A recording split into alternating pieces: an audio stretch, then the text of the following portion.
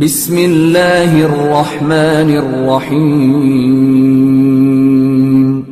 شروع اللہ کا نام لے کر جو بڑا مہربان نہایت رحم والا ہے. جو چیز آسمانوں میں ہے اور جو چیز زمین میں ہے سب اللہ کی تسبیح کرتی ہے. جو بادشاہ حقیقی ہے پاک ہے زبردست ہے حکمت والا ہے. وہی تو ہے جس نے ان پڑھوں میں انہی میں سے ایک پیغمبر بھیجے جو ان کے سامنے اس کی آیتیں پڑھتے اور ان کو پاک کرتے اور انہیں کتاب و حکمت کی تعلیم دیتے ہیں. اور اس سے پہلے تو یہ لوگ کھلی گمراہی میں تھے اور ان میں سے اور لوگوں کی طرف بھی ان کو بھیجا ہے جو ابھی ان مسلمانوں سے نہیں ملے. اور وہ غالب ہے حکمت والا ہے. یہ اللہ کا فضل ہے جسے چاہتا ہے عطا فرماتا ہے اور اللہ بڑے فضل کا مالک ہے. جن لوگوں کو تورات کا حامل بنایا گیا پھر انہوں نے اس کے حامل ہونے کا حق ادا نہ کیا. ان کی مثال گدھے کی سی ہے جس پر بڑی بڑی کتابیں لدی ہوں.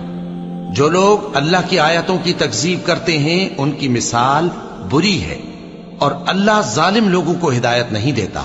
کہہ دو کہ اے یہود اگر تم کو یہ دعویٰ ہو کہ تم ہی اللہ کے دوست ہو اور دوسرے لوگ نہیں تو اگر تم سچے ہو تو ذرا موت کی آرزو تو کرو. اور یہ لوگ ان اعمال کے سبب جو یہ کر چکے ہیں ہرگز اس کی آرزو نہیں کریں گے اور اللہ ظالموں سے خوب واقف ہے. کہہ دو کہ موت جس سے تم بھاگتے ہو وہ تو تمہارے سامنے آ کر رہے گی پھر تم پوشیدہ اور ظاہر کے جاننے والے مالک کی طرف لوٹائے جاؤ گے. پھر جو کچھ تم کرتے رہے ہو وہ سب تمہیں بتائے گا. مومنو جب جمعے کے دن نماز کے لیے اذان دی جائے تو اللہ کے ذکر کی طرف لپکو اور خرید و فروخت ترک کر دو اگر سمجھو تو یہ تمہارے حق میں بہتر ہے.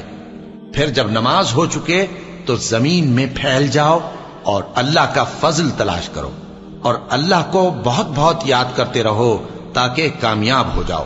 اور جب ان لوگوں نے سودا بکتا یا تماشا ہوتا دیکھا تو ادھر بھاگ لیے. اور اے نبی صلی اللہ علیہ وآلہ وسلم تمہیں خطبے میں کھڑا چھوڑ گئے. کہہ دو کہ جو چیز اللہ کے ہاں ہے وہ تماشے اور سودے سے کہیں بہتر ہے اور اللہ سب سے بہتر رزق دینے والا ہے.